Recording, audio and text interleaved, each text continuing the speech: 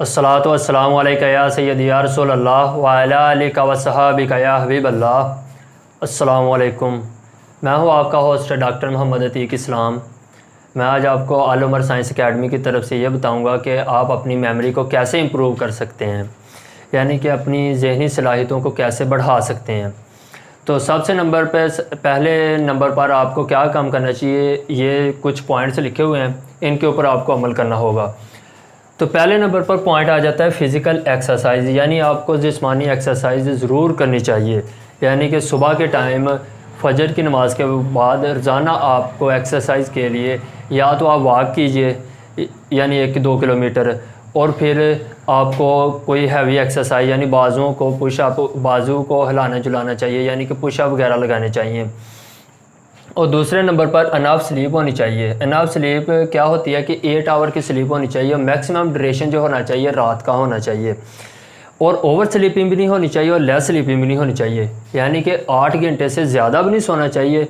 जैसा कि कुछ लोग अपनी आदत बना लेते हैं कि 8-8, 10-10, 12-12 घंटे सोए रहते हैं, तो वो बहुत गलत बात है। वो भी मेमोरी को डिक्रीज़ करती है। और कम सोना, जैसा कि कुछ लोग बहुत ही कम सोते हैं, मेहनती लोग होते हैं, 4 घंटे सोते हैं, 5 घंटे सोते हैं, तो ये भी मेमोरी को डिक्रीज़ करता है। तो कम से कम आपकी जो ड्यूरेशन होना चाहिए 6 से 8 घंटे के दरमियान होना चाहिए, इससे कम या इससे ज़्यादा नहीं होना चाहिए। तो ये भी आपको मेमोरी इंप्रूव करता है। तो ये मैं अपनी पिछली वीडियो में आपको बता चुका हूँ कि ओवर स्लीपिंग और लेस स्लीपिंग से क्या इफ़ेक्ट होते हैं। वो हार्मोन रिलीज़ होने होते हैं, यानी सेरोटोनिन हार्मोन है एक, उसने रिलीज़ होना होता है जब बंदे ने जागना होता है। तो जब बंदा 8 घंटे से ज़्यादा सोता है तो वो कम रिलीज़ होता है, उससे न्यूरॉन जो होते हैं कि वो डैमेज होते हैं। तो अनफ स्लीप से भी आपकी मेमोरी इंप्रूव होती है। थर्ड नंबर पे आता है कि डोंट टेक स्ट्रेस, यानी स्ट्रेस नहीं लेनी चाहिए। कोई भी परेशानी है ना, उसका सलूशन होना चाहिए। उसको आप अपने ऊपर सवार नहीं करें कोई भी चीज़ को। बहुत लोग जो होते हैं आजकल, स्ट्रेस की बहुत ज़्यादा प्रॉब्लम पाई जाती है। इसके डिफरेंट काजेज़ हैं, यानी फजर के बाद सोना वो भी एक काज होता है। और छोटी छोटी बातें आजकल जो होती हैं, मोबाइल, इंटरनेट और दूसरी चीज़ों के ऊपर हम देखते हैं, उसकी वजह से स्ट्रेस बहुत ज़्यादा है। जैसा कि कोई एक्सीडेंट देख लिया, उसकी वजह से स्ट्रेस होता है। तो घरेलू प्रॉब्लम की वजह से स्ट्रेस होता है, स्टडी की स्ट्रेस है, जॉब स्ट्रेस है। तो इनका सलूशन निकालना ज़रूरी है। जब तक आप सलूशन नहीं निकालेंगे, स्ट्रेस आपकी माइंड के ऊपर रहेगा, तो उससे आपकी मेमोरी के ऊपर बहुत बुरा असर होगा। तो कोशिश कीजिएगा। तो स्ट्रेस का तो बेहतरीन हल मैं आपको पिछली वीडियोस में भी बता चुका हूँ, आज भी यही बताऊँगा कि नमाज, कुरान पाक लाजमी पढ़ें, आपको स्ट्रेस बिल्कुल नहीं होगी। 90%, 100% जो होती है वो स्ट्रेस से रिलीज़ हो जाती है नमाज और कुरान पाक से। चौथे नंबर पर आ जाता है स्माइलिंग फेस, यानी स्माइलिंग फेस का मतलब है कि आपको हंसना चाहिए। हंसना, कोई ऐसी चीज़ देखें जिससे आपको हंसी आए, कोई वीडियो वगैरह देख लें, कोई मूवीज़ देख लें कि जिससे, या कोई ऐसा काम करें कि जिससे आप खुश रहें, अपने आप को कंफर्टेबल फील करें।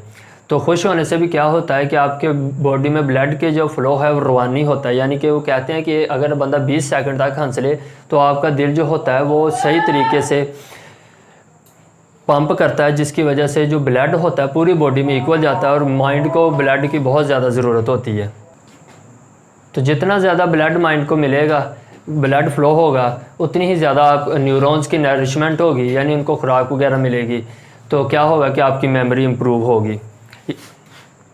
और 5वें नंबर पर identify and treat health problem. आपको कोई भी हेल्थ प्रॉब्लम है, छोटी से छोटी और बड़ी से बड़ी, उसके आइडेंटिफाई जितनी जल्दी हो सके आप करें। जैसा कि आपको बुखार है तो 1, 2, 3, 4 दिन तक तो आप उसको नॉर्मल रहने दें, यानी मेडिसिन के बगैर। लेकिन अगर उससे ज़्यादा होता है तो आप उसकी ट्रीटमेंट करवाएं। खांसी, नज़ला, ज़ुकाम है, तो ये ऐसी छोटी चीज़ें हैं कि अगर तो ये ठीक हो जाए, ये खुद ब खुद नेचुरली ठीक हो जाती हैं। अगर खांसी का ड्यूरेशन लॉन्ग हो रहा है, लंबा हो रहा है, तो आप इसकी ट्रीटमेंट लाजमी करवाएं। और भी कई दूसरी प्रॉब्लम्स हैं, आइज़ प्रॉब्लम हो सकती है, यानी सर दर्द, हेडेक की हो सकती है, स्टोमिक प्रॉब्लम। तो जिस्मानी प्रॉब्लम कोई भी है ना, उसकी ट्रीटमेंट आप जितनी जल्दी करवा लेंगे आपके लिए और आपके माइंड के लिए बहुत बेहतर होगा। और फिर आ जाता है डोंट यूज अल्कोहल को आपने, यानी कि ये जो शराब उर्दू में हम इसको कहते हैं, तो शराब आपने बिल्कुल यूज़ नहीं करनी।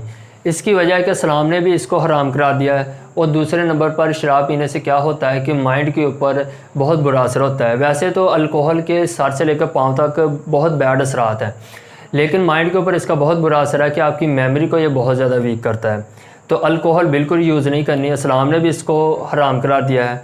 तो इस्लाम ने जिस चीज़ को हराम करा दिया है तो उसकी बहुत ज़्यादा रीज़न्स होती हैं कि उसके नुकसानात बहुत ज़्यादा होते हैं, जिसकी वजह से इस्लाम किसी चीज़ को हलाल या हराम करार देता है। हलाल किसी चीज़ को करार दिया है तो उसके बहुत ज़्यादा फ़ायदे हैं।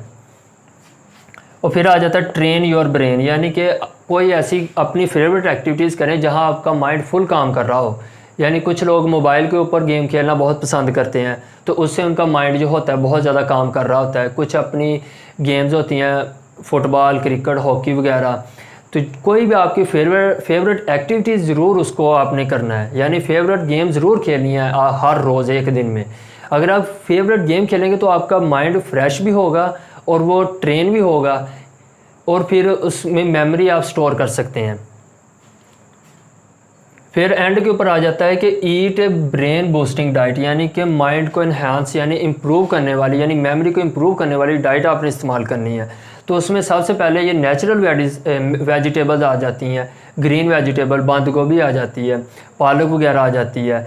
तो ये वकील्स और टीचर्स के लिए बहुत ज़रूरी है कि क्योंकि वकला और टीचर्स ने बहुत ज़्यादा बोलना होता है एक दिन में, तो उनके लिए ये जो ग्रीन वेजिटेबल्स हैं ना बहुत ज़्यादा बेस्ट हैं। तो उनके लिए ये बहुत है कि वो लाजमी इस वीडियो को देखें और इस वीडियो के ऊपर अमल करें, टीचर्स और जो एडवोकेट्स हैं, कि वो कौन कौन सी जितने भी नेचुरल फ्रूट्स होते हैं आपको पता है, वो जिस भी मौसम का है, सर्दियों वाला तो सर्दियों वाला खाएं, गर्मियों वाला तो गर्मियों वाला खाएं। तो सर्दियां हैं तो उसमें आप ये नट्स वगैरह जैसे कि अखरोट, बादाम, मेवाजात जितने भी हैं वो लाजमी यूज़ करें, इससे भी आपकी मेमोरी इंक्रीज़ होती है। और दूसरे नंबर पर 1 कप दूध और उसमें 1 चम्मच शहद सुबह को एक टाइम पीना है और एक टाइम शाम को पीना है, यानी 2 टाइम आपने दिन में इस्तेमाल करना है। फर्स्ट सुबह, सेकंड शाम को। 1 कप दूध में 1 चम्मच शहद लाजमी पीना है। ये आम बंदे भी यूज़ कर सकते हैं और टीचर, डॉक्टर और एडवोकेट्स लाजमी यूज़ करें। आम स्टूडेंट्स भी ये चीज़ें यूज़ कर सकते हैं। और 5वें एंड पे आ जाता है मेडिसन। अगर किसी को वो मेहनत भी कर रहा है, वो ये सारे स्टेप भी यूज़ करता है, लेकिन फिर भी उसके बावजूद उसकी मेमोरी वीक है, तो क्या है कि फिर उसको ये मेडिसिन यूज़ करनी चाहिए, इंटेलिन। ये सिरप की फॉर्म में भी आती है और ये टैबलेट की फॉर्म में भी आती है, कैप्सूल की फॉर्म में, सॉरी टैबलेट नहीं कैप्सूल। इंटेलिन सिरप जो होगा ये आपने दिन में 3 टाइम इस्तेमाल करना है, 1 चम्मच सुबह को, 1 दोपहर को, 1 शाम को। अगर आप कैप्सूल यूज़ कर रहे हैं तो वो आपने 2 टाइम यूज़ करने हैं, 1 सुबह को और 1 शाम को। तो ये हर वो बंदा जिसको यानी मेमोरी की प्रॉब्लम है वो ये सारे स्टेप यूज़ करे तो इंशाल्लाह जो है वो उस बंदे की या उस बंदी की मेमोरी बहुत इम्प्रूव होगी। तो एंड पे मैं आपको ये कहना चाहूँगा कि अगर आप नमाज कुरान पाक पढ़ रहे हो रोज़ाना तो आपको मेमोरी का कभी कोई इशू नहीं होगा। तो मुझे उम्मीद है कि आपको ये मेरी वीडियो पसंद आई होगी। ओके, अल्लाह हाफिज़।